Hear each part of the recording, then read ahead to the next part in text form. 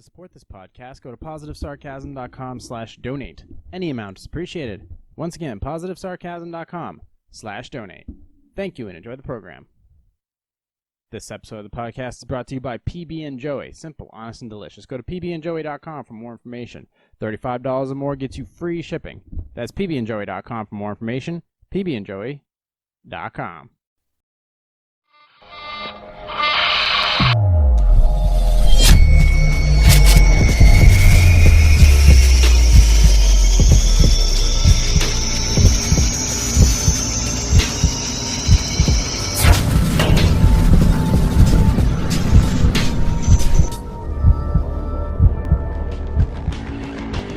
Jay here, PositiveSarcasm.com, recorded here at the Spare Parts Studio. Happy Sunday, everybody. Hope you're all doing well under the current times that we're in. Anyways, you can find me on Instagram at @positive_sarcasm. You can find me on Facebook.com/POSSarcasm.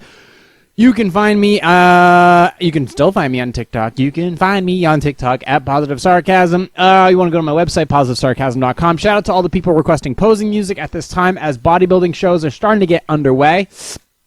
If you have posing music requests, anything at all, you need something cut, you need something new, you need something custom, whatever it is, questions, concerns, comments, just go to PositiveSarcasm.com. You can contact me directly through the website, and you can check out some of my custom samples that are out there as well.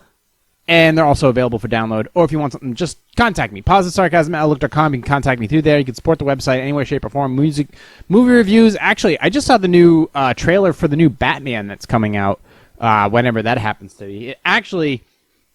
Okay. All right. You got my attention. You got my attention, Mr. Robert Pattinson, whatever the fuck your name is. Also saw the Snyder cut for the trailer, for the Snyder cut of Justice League. If you've been following this podcast for a couple of years, which you probably haven't, you remember my original review of Justice League? I'm pretty sure I gave it a 2 out of 5, if not a 1 out of 5. I rated it the worst movie I've seen that year. The worst. I mean, it was so bad. Well, for those of you who don't know, Here's the basic timeline. I'll try to keep it short because I want to get to this other article, if we ever do. I got 52 articles that I had for last week's podcast, but we never got to it because we were talking about other shit. But anyways, here's what we're going to focus on right now. What happened was Zack Snyder, the creator of, he did 300 and a couple other movies.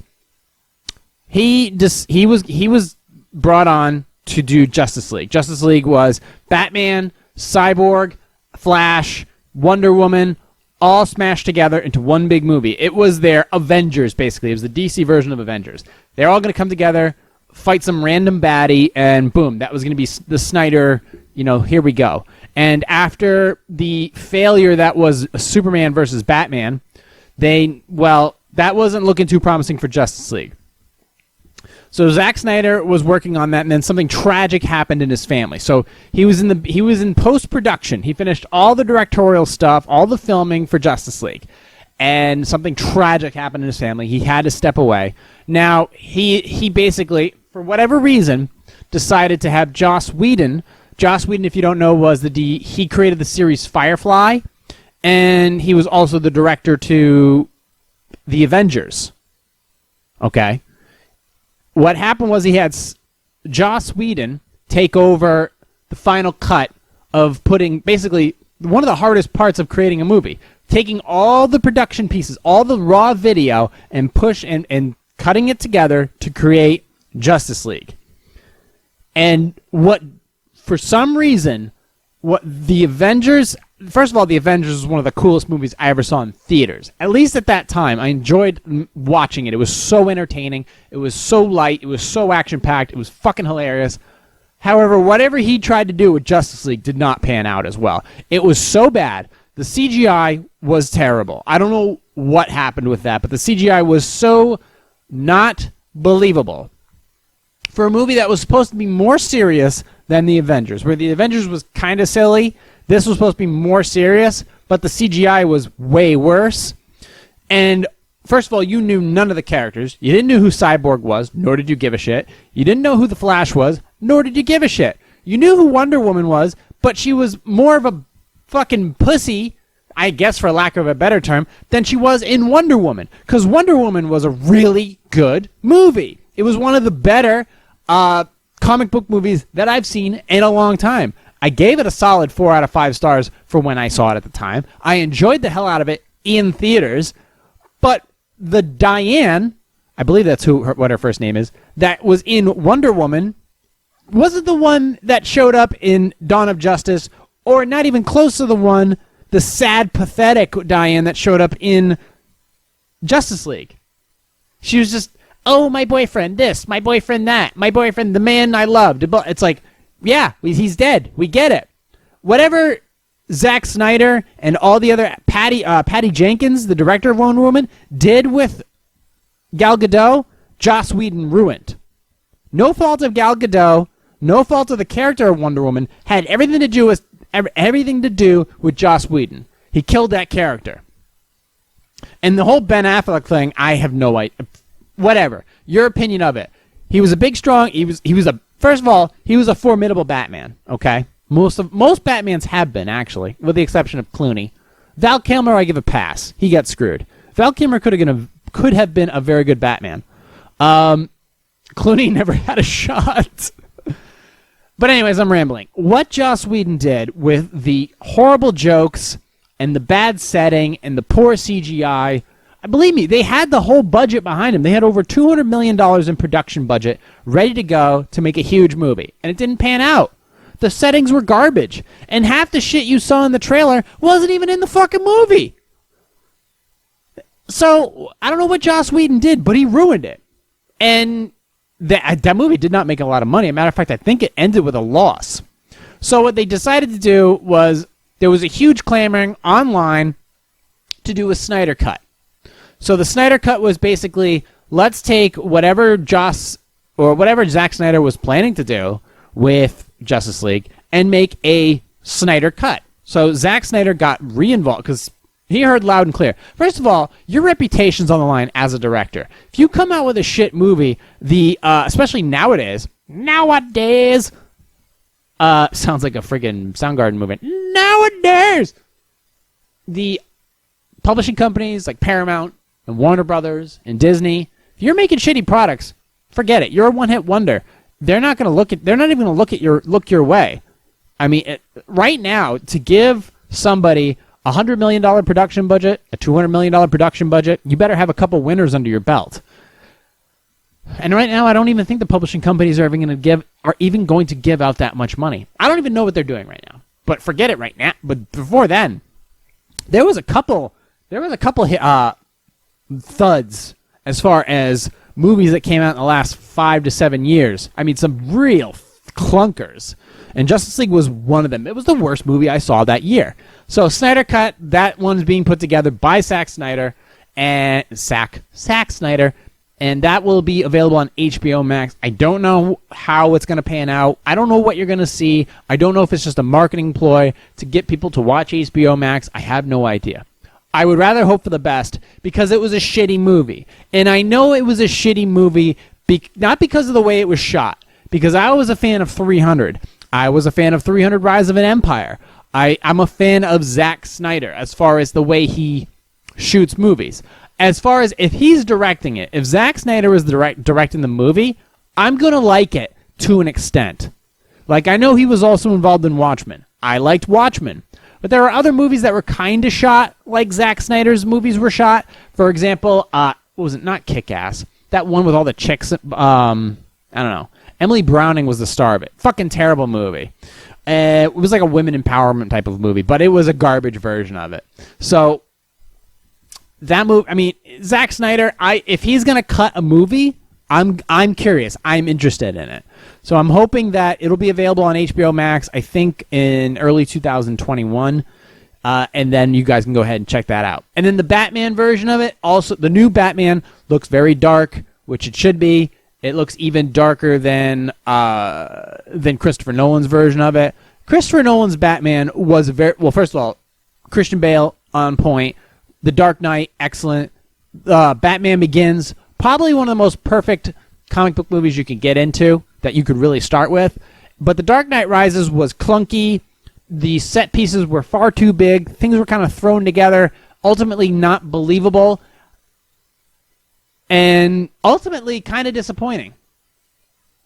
But you just kind of went with it because you were just kind of hoping for a good conclusion. The last 10 minutes are excellent, but there's set pieces in there. They're just like, first of all, Christopher Nolan, one of his big weaknesses is he's very hit and miss when it comes to set pieces for fighting, for fight choreography. It's too spread out, it's too slow, it's too predictable. Generally, the hero could get shot 47 times when Christopher Nolan's aiming it. And Christopher Nolan, for me, is very hit. Like, I loved Interstellar. Absolutely loved Interstellar. But I didn't like Dunkirk. I loved Batman Begins. Didn't really like Dark Knight Rises. The Dark Knight obviously was a huge set piece because of the fact of, what's-his-face dying and the continuation of the Dark Knight trilogy. But The Dark Knight was a fantastic movie. But Christopher Nolan is also very hit and miss as well. First of all, was Dunkirk beautifully shot? Yes. But I just didn't care about the movie in general. So, is it going to rain? Oh, shit. Well, let's go ahead. If it starts raining, I'm going to have to book it out of here. And I left my car roof up. Actually, should I do that right now? Nah, fuck it. Let's keep moving. Actually, let me go ahead and just check the weather forecast really quickly. This is one of those things where I'm going to have to see if I got to move some stuff right now. Weather forecast. Oh, shit. All right. Here's what we're going to do. I'm going to hit pause. Woo! Okay, we're back. Oh, shit. Okay, wait, hold on. There we go. Sorry about that. The skies got mean real quick. I mean, I just saw some stuff. I was like, uh-oh, heard a little thunder, and shit got real. So, because, I'll spend like a Saturday or a Sunday just kind of cleaning my car a little bit, making it look nice and shiny. There was a little bit of a scratch in the hood that kind of annoyed me, but that's okay. A little bit of wax can take care of that, no problem. But yeah, you can go out and check out the trailer for the new Snyder Cut. You can just go to YouTube or whatever and just type in Snyder Cut Justice League or Justice League Snyder Cut, and then also go check out the new trailer for The Batman, starring Robert Pattinson. That should be also I don't know when that's gonna come out. Who the hell knows? It sucks when COVID. I don't know when these theaters are gonna come back. I have no idea when these theaters are gonna come back at all. But I know that the drive-thrus are doing pretty well right now. So I'm hoping that's kind of a nice thing. I always love the nostalgia of going to a movie theater because I know a lot of comedians are doing drive-thru comedy right now. I also know that the drive-thrus just themselves, as far as entertainment venues, are doing pretty well right now. But it's still summertime. What the hell's going to happen when the fall hits or well, not really when the fall hits, but when the snow starts to come? Because people are perfectly okay with going in October or November as long as the venue's open and you can just throw on a jacket. But I don't know what's going to happen after that. I don't know. I want people to be able to at least go out and do stuff. And I don't know what's going to happen. So I don't know, kind of concerned. But hopefully when this shit's all taken care of, hopefully, I don't know, I'm thinking the world's going to fucking collapse at this point. But hope for brighter skies. That should be out sometime next year. All right. I want to get to this one topic before we get out of here for the day. This is a big deal because I've been following it. I've been following this topic. This particular topic, for some reason, it gives me a hard on every time I hear about it. Every time I talk about it. It's the Cannonball Run. I keep repeating it, right? Okay, this Cannonball Run is basically the Red Ball Garage to the coast of Los Angeles. So the coast of California. This is basically get from Midtown Manhattan to LA as quick as you can. So basically, illegal. It's an illegal, non-sanctioned race. Get there as fast as you can. I've been talking about how one time a Mercedes was an S-Class or CL. Mercedes CL did it in 28 hours or 29 hours. Then an Audi did it. And then a Mustang did it. One guy did it. He rented a fucking Mustang, filled the trunk full of gas tanks, and did it all by himself. And he did it in 26. He basically blew away every other time.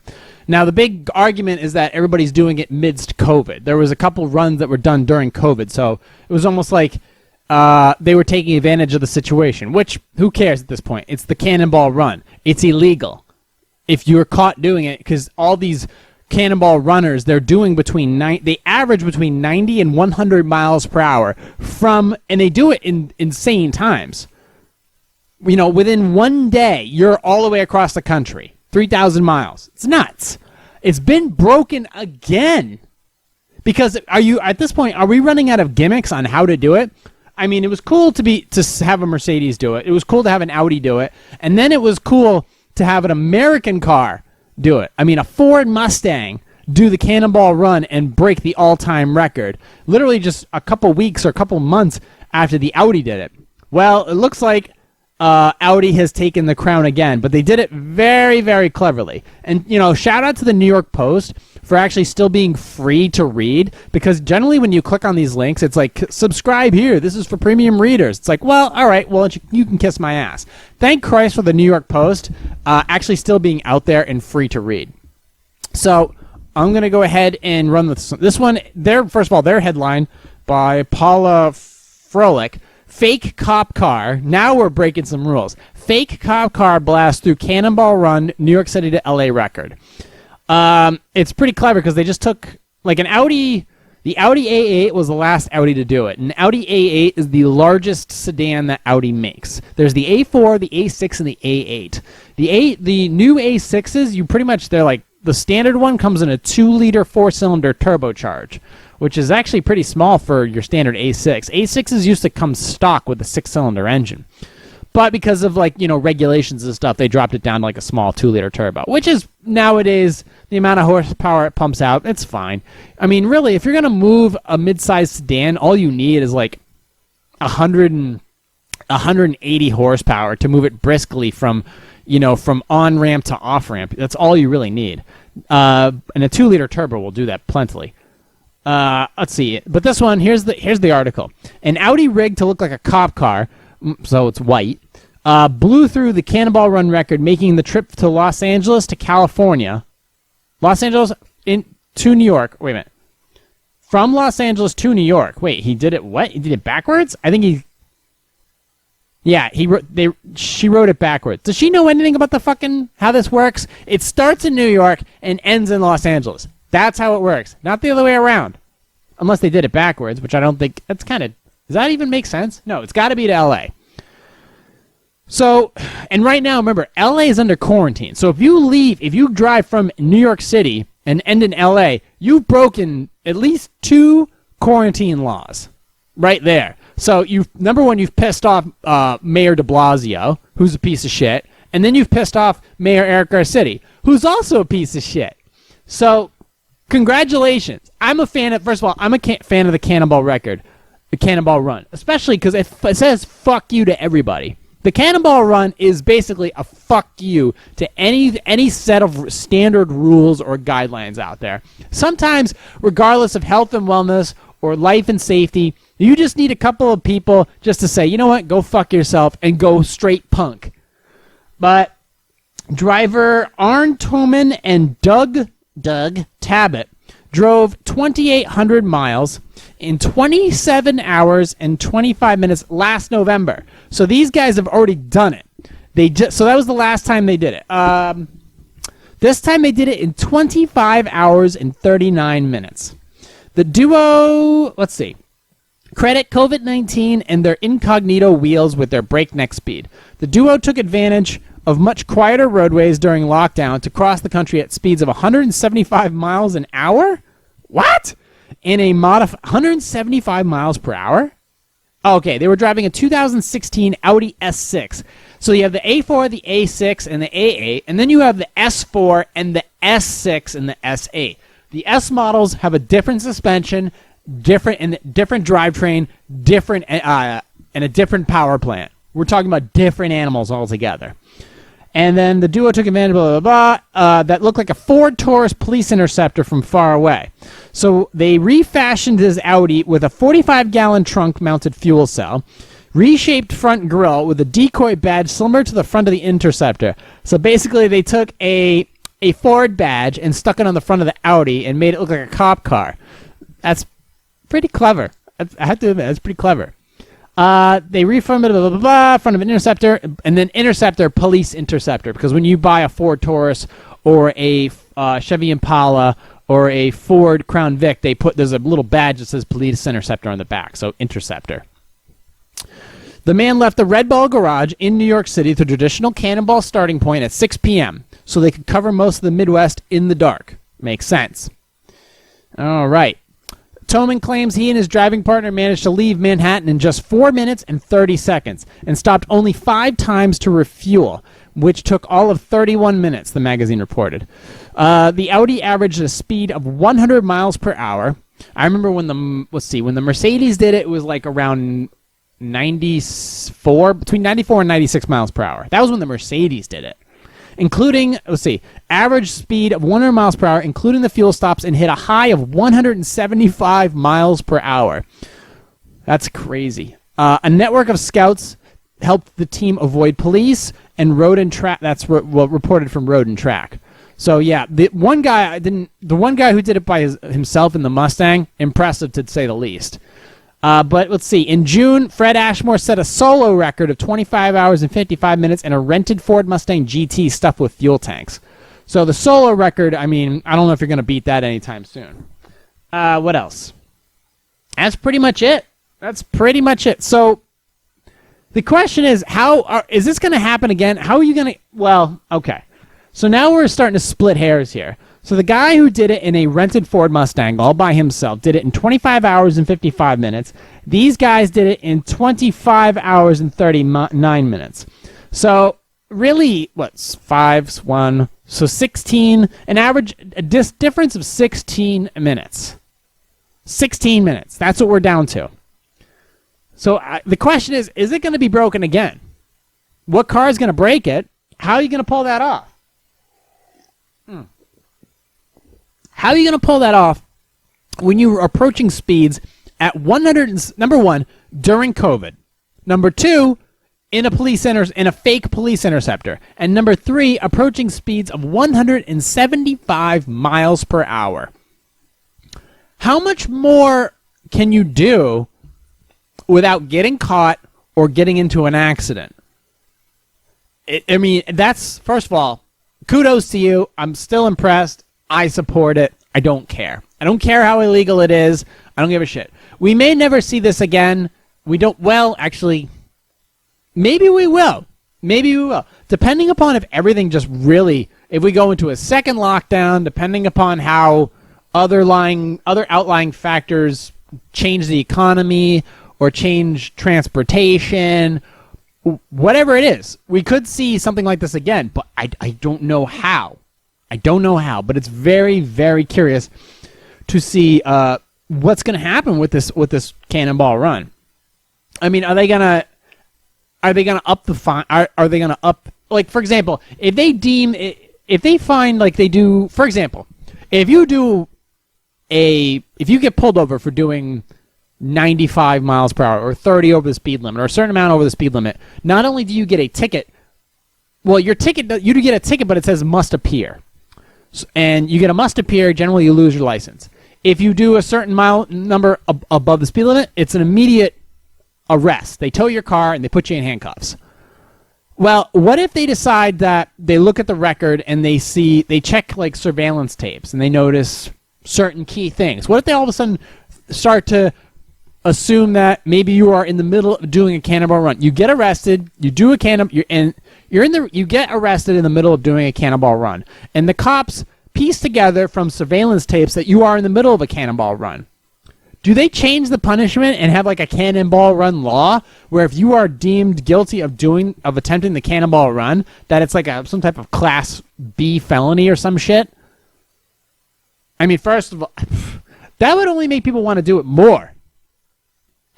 Forget it. Drugs are illegal and people continue to do them. What's going to stop people from doing the Cannonball run?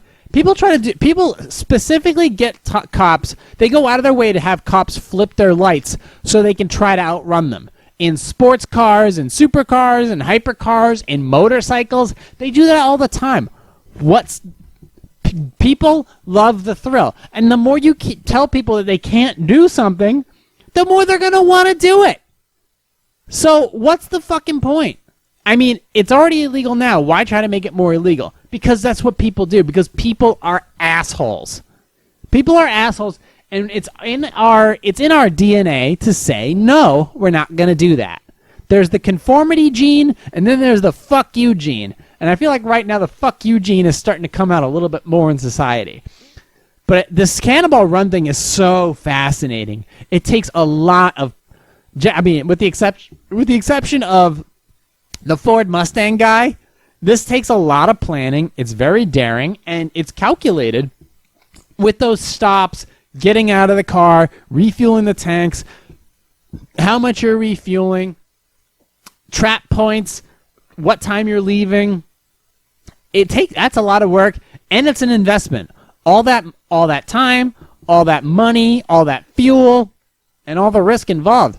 But congratulations to these guys for, number one, not just completing it, but completing it again, breaking the record. So basically, they break the Cannonball record in a European car fitted to look like an American car. Very clever. Very clever. Final note before we close up shop today regarding an article on The Verge about, what is it called? What is it? Fake reality? 3D? What is it? The Oculus. What is that called? Not alternate reality. Whatever it is. I don't know. So these glasses, you've heard of it, Oculus. It's virtual reality, VR headsets. So this is the thing that concerns me, is what you're doing in VR headsets. First of all, privacy as far as what you do on a computer, what you're looking for, what you're buying, what games you're playing, what you're liking, what you're disliking. That's one thing. You want to be able to at least shop in peace, knowing that your information is not going out there completely. But Oculus is a different animal.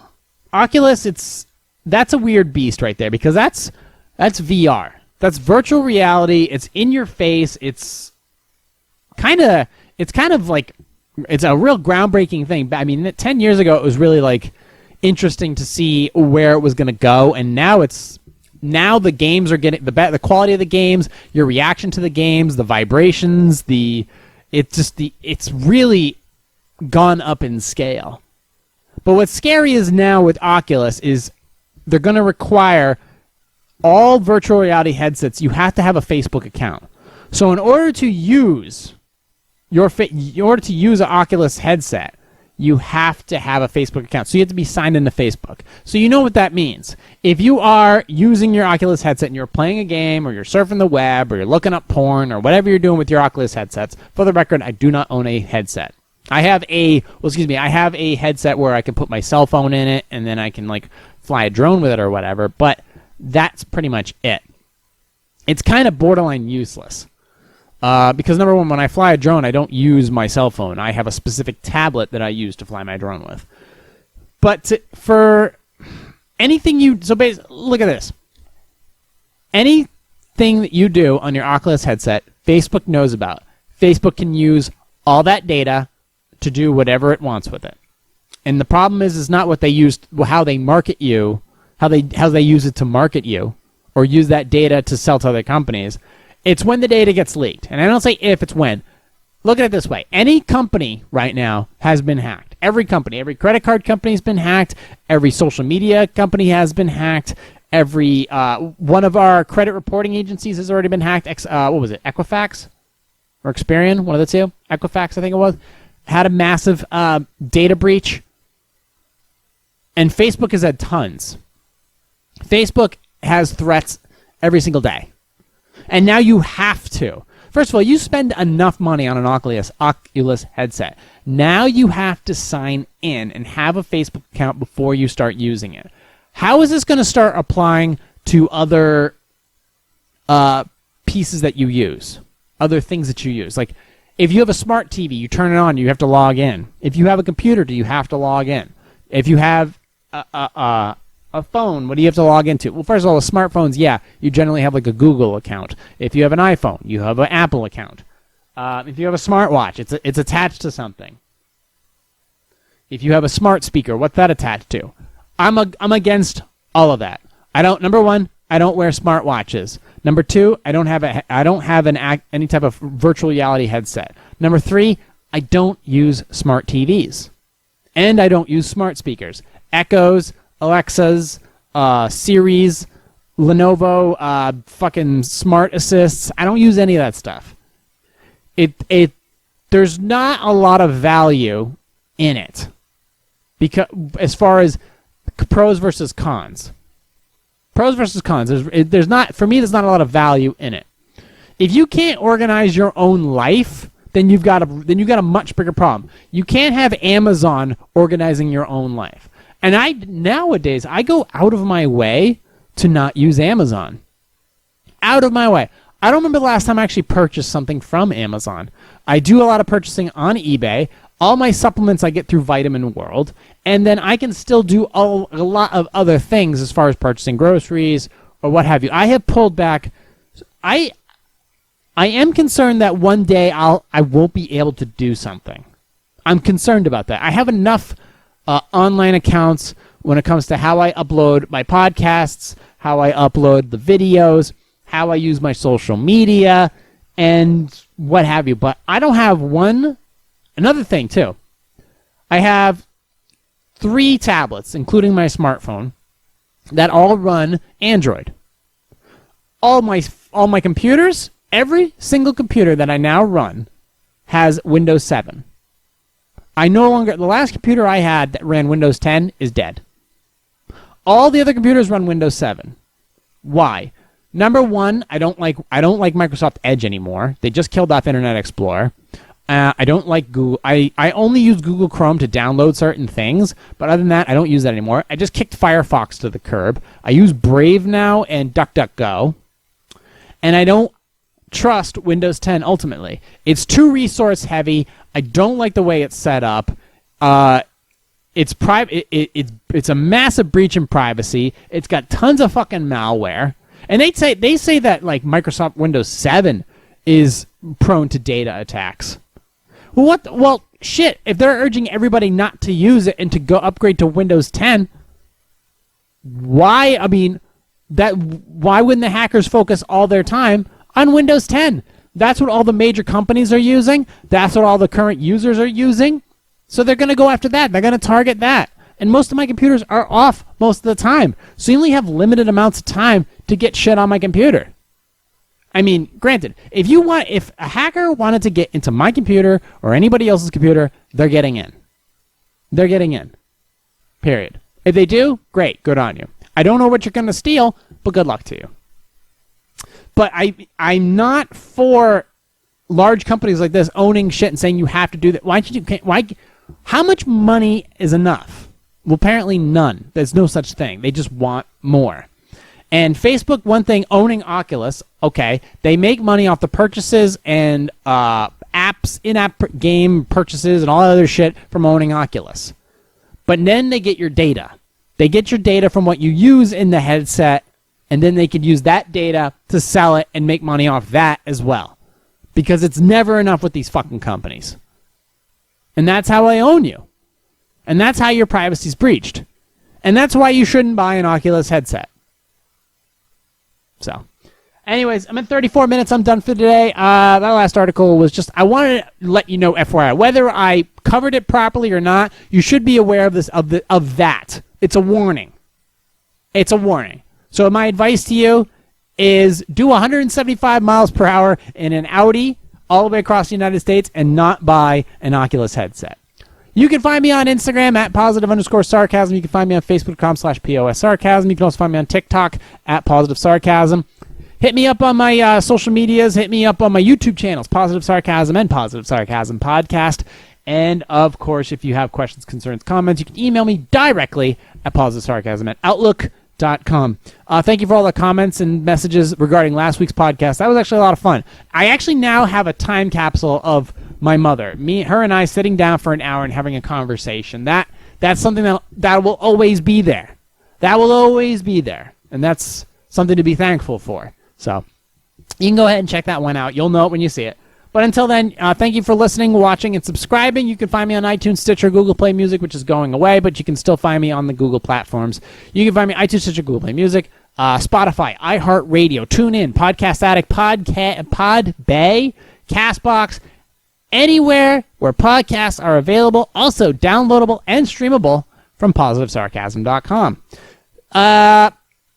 More updates to come. But until then, if you have questions or concerns, anything, hit me up. And if you want to support the website, just go to PositiveSarcasm.com/donate. Anyways, this has been a Sunday Leftovers.